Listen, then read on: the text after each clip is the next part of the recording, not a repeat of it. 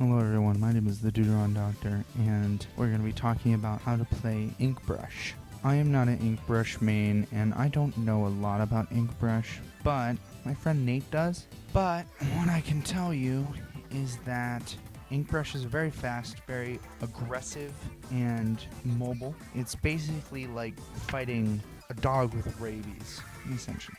They're going to move around, they're going to swing a bunch and try to get at you from every possible angle. The best gear I could say for Inkbrush, coming from somebody who knows a lot about gear, is going to be Ink Saver main at the top, Ink Recovery, and then Last Ditch Effort, Swim Speed Up and Run Speed Up. Other than Last Ditch Effort, I don't think there's much more that the Inkbrush could benefit from, other than like just basic stuff that would help your normal gameplay, like quick respawn or a special saver / special charge up. Maybe drop roll could help it out, or maybe even super jump hider. Anyways, I'm just gonna leave it up to Nate to do the rest. I recorded a session with him answering questions, so here it is. Hey, I'm the Inkbrush main, and I'm here to talk about Inkbrush, everything you need to know about it, from the playstyle to how you use it. Well, the first thing I want to mention about the Inkbrush is that you really want to be worried about speed and lethality. First and foremost, you are an assault weapon. You want to worry about pushing the enemy players back and capturing objectives. Another thing you have to watch out for, which drains fairly quickly when you're pushing enemies, you want to have a lot of Ink Saver main on, because your ink goes down really quickly. Ink Recovery up is very good, because if you can make up the lost ink, you can get back into the fight faster. Ink Resistance is very good, because you're pushing enemies constantly, and the more time you have to stay alive and take hits, the closer you can get to your enemy.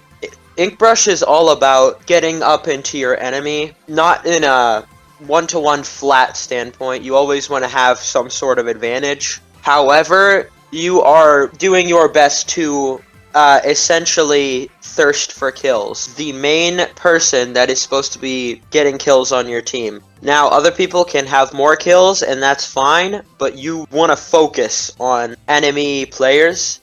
What sets Inkbrush apart from different assault weapons is the fact that it has really good inking. It can ink territory pretty dang good for an assault weapon, so that's always something you should keep in mind. You can ink territory and be relied on to do as such, but not entirely. It's good to paint for a decent amount of the map. It's not like mainly painting, though. Just keep in mind that you are still an assault weapon. The only Inkbrush type that is in the game right now is the base Inkbrush. There are no kits. So what you're going to have is Killer Whale 5.1 and Splat Bomb. How I like to use Killer Whale 5.1 is just before an enemy is about to push, I use it, and on a bunch of different targets. That's how you keep the enemy moving around, right? So that they don't have time to sneak up on you. Another good use for Killer Whale is to target pesky snipers or hydras that are chilling in the back that you can't quite reach. That'll get them moving around, and the number one thing that those weapons have to worry about is charge. So the more that they're moving, the slower their charge really will be, and the less they can focus on a person. Because it's harder to hit a moving target, much less you moving as well with the target. Splat Bomb. I usually use Splat Bomb to get the enemies out of an area if the enemy is too far away. I use the bombs to lure out enemies and move them away from important places, so that I can go in for the kill. Like if they're in a well-controlled area, I use the Splat Bombs to get them out of those areas, out to the sides where I can kill them easier. It's also good for getting kills if you're good enough with the bombs. You throw them towards the ground. As soon as they hit the ground, they start their charge up time to explode. So it's good to throw it on the ground and let it slide over to your opponent. Throwing it up is more getting high up places that you can't reach as much. but you mostly want to throw it against the ground to get it to explode faster. Another thing that you want to be worried about when playing Inkbrush is speed. Right off the gate, from when you start the match, you are going to want to hold down your Inkbrush to get in to mid the fastest, because you are trying to push the enemy. So you want to be the first one at mid all of the time. And after you die, the first time or the second time, you can usually rush into mid about 2 times. You should worry about getting any parts of the base that you may have missed or your teammates may have missed, doing a little bit of cleanup. Now don't worry about that too much. If you have members on your team that are eventually going to get it and that you can trust them to get it, you can leave them to that.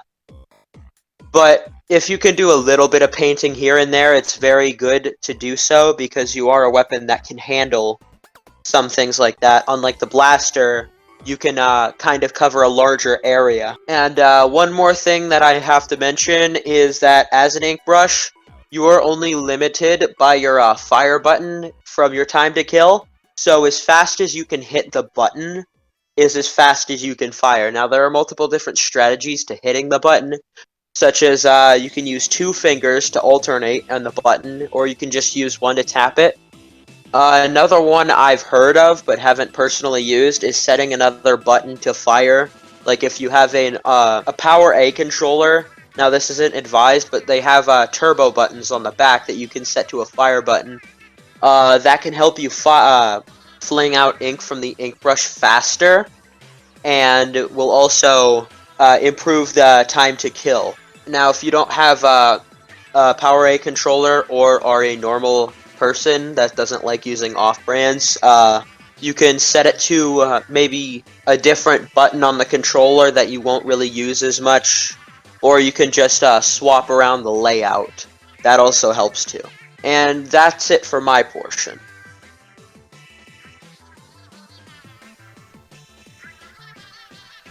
You enjoyed that insight on how to play.